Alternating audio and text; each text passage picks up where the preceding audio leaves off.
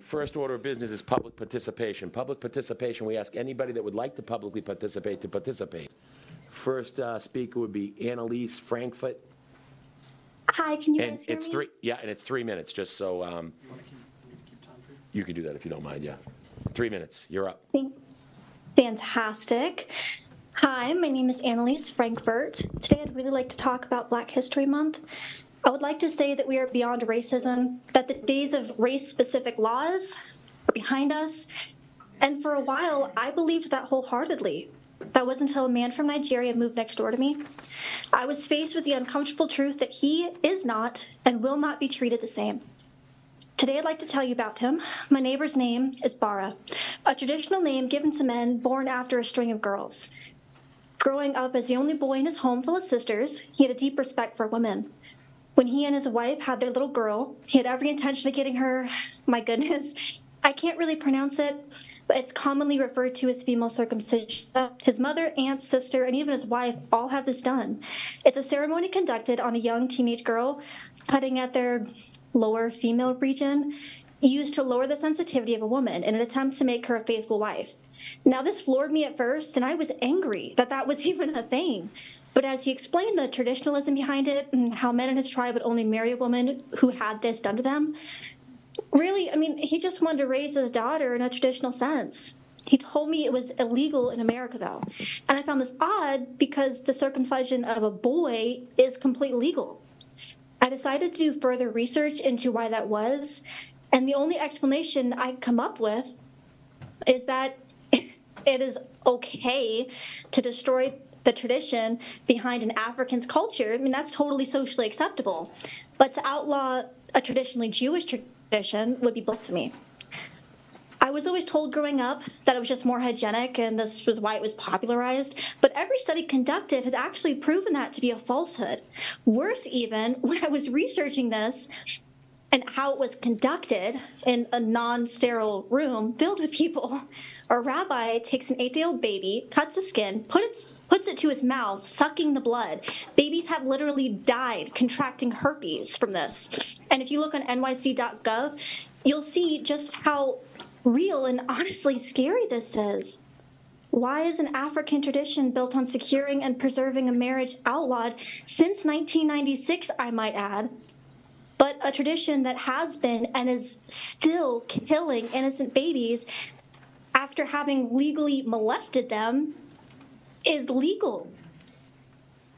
I find that disgusting, and I hope that anyone in here who hears this and also finds it disgusting visits gtvflyers.com. That is gtvflyers.com.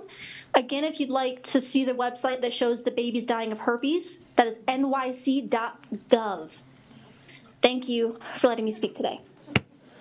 Okay, public participation. The next person to speak will be Randall Fine. Council and everyone, my name's Randall Fine. Today I would like to talk about the founding of the Anti-Defamation League, or the ADL as you may know it. It was established in 1913 in response to the lynching of Leo Frank. Now, I don't know if you all know the story around this. This happened in Georgia in 1913, so it was definitely in the South, but we didn't have child labor laws back then, at least nowhere near what we have today. And Mary Fagan was a sweet little girl, and she worked in a pencil factory. She'd been working there for a little while, just to help her mom and her dad pay the bills. So she went into work one day to go and collect her paycheck so that they could put bread on the table. And Leo Frank, the owner of the pencil factory, decided, you know what, today would be a good day to bash her head in and rape her. Unfortunately, poor little Mary Fagan died that day and was brutally abused. So Leo Frank goes and gets convicted, and they go to trial. And what's he do? He goes and blames it on Jim Conley, the local African-American janitor. Now, again, this is in the South, in Georgia.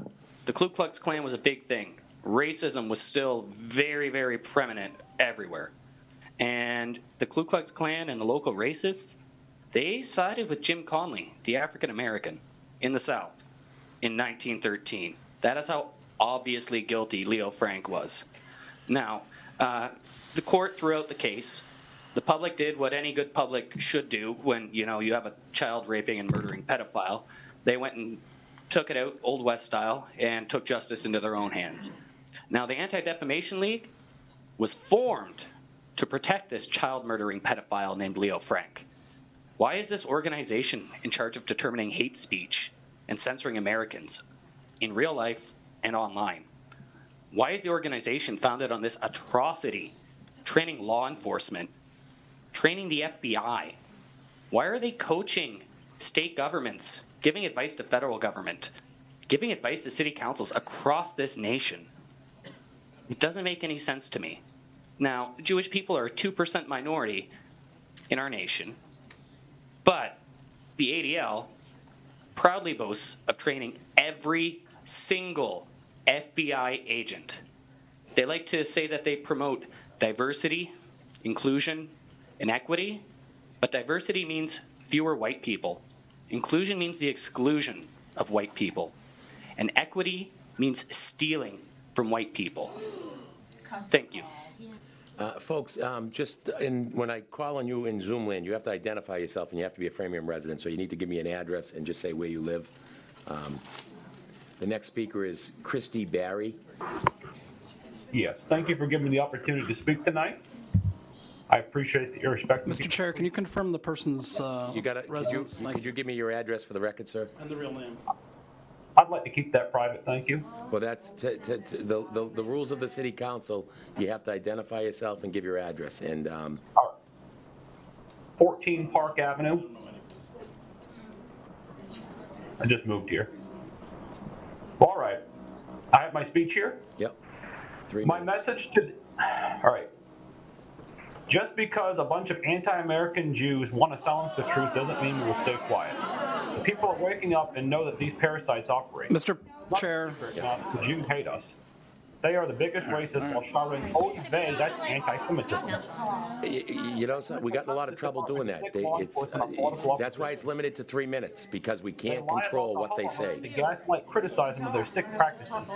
In their book, The Talmud, they advocate for the murder of us goy, and we're tired of it. Jews have been expelled from this country, from 109 countries, and now it's obviously why. There exists no good Jew. They either openly follow their God, Satan, or they're still in the closet about it. Every aspect of Judaism is satanic. Every aspect of racism is Jewish. Every part of the LGBT cult is Jewish. Why do so many of our politicians have dual? We have 3 minutes yet. You got a minute left, sir. Majority of political seats. Whenever Jews are allowed to hold power, they do nothing but destroy. You have to serve somebody either or on the side of God. All right, that'll wrap it up. All set, folks. All good. Here you go. Next. You want my job? You can have it. You can come sit up here if you'd like to call the next speaker. I got you, Phil. Oh, yeah. I got you, Phil. You and everybody else these days, yep. Next speaker, Raheem H. I need an address. You're limited to 3 minutes. You can hear me? We can hear you. Okay. Hi, my name is Raheem. I'm a student at the university here at Framingham State. Address, please. My address? I don't have an address. I have a PO box because I'm a student. You got to give an address, or at least the college address. I got everybody. I don't know the address off the top of my head, but I'm a student here. I mean, well, you know what? We're gonna go past you. I apologize. Next speaker, Rex Uden. Yeah, Rex Uden, 1186 Worcester Road, Unit 211. Thank you. Here in Framingham. So I would like to ask the city to put forward a resolution in honor of Black History Month for truth and transparency in the plight of the African American. I feel like it's a one-sided story. We're told, growing up, all the children in this country are told that, the European Americans are the ones who enslaved the Africans, when that's just a falsehood. You can look up the ship Abigail was owned by Aaron Lopez, Moses Levy, Jacob Franks. The ship Crown was owned by Isaac Levy and Nathan Simpson. Nassau and Four Sisters was owned by Moses Levy. Anne and Eliza was owned by Justice Bosch, John Abrams. In the audience, you got to do me a favor and please be quiet, okay? Please. And Jacob Phoenix. The Hester was owned by Mordecai Gomez and David Gomez.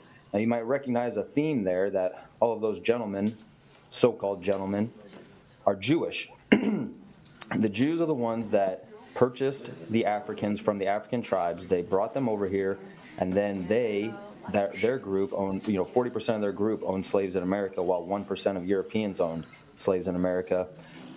Louis Farrakhan was quoted as saying, "How did I get to be an anti-Semite? What have I done? I told the truth about Jewish involvement in the slave trade." Now, that is how they were brought here, and the reasons for, I believe, them to be sent back is because, according to the FBI crime statistics in 2021, black males commit murder at the highest rate, which is no surprise to anybody, 4,508 per 100,000. Now you match that with the white man, who commits murder at a rate of 274 per 100,000. And shockingly, the black female commits murder at the rate of 423 per 100,000. So black females commit murder at a higher rate than white men, and black males, 1 in 22, will commit murder at some point in their life. Now, 806,316 U.S. homicides between 1965 and 2004. 588,611 homicides were committed by blacks. 179,808 homicides were You got black. 30 seconds left, Blacks Rex. were just 10% of the population. In only 4 decades, blacks in America killed 60,000 more whites than were killed in all of World War I. 4 times as many whites as were killed in Vietnam. 60 times as many whites as were All right, killed. your time is up, Mr. Uden. Thank you very much. Mr. Chairman, I move Your public participation. Mr. Chairman, I would move we close public participation, given the 15-minute limit. Absolutely, we were done anyways. All those in favor, raise your hand. Aye. Unanimous, 11-0.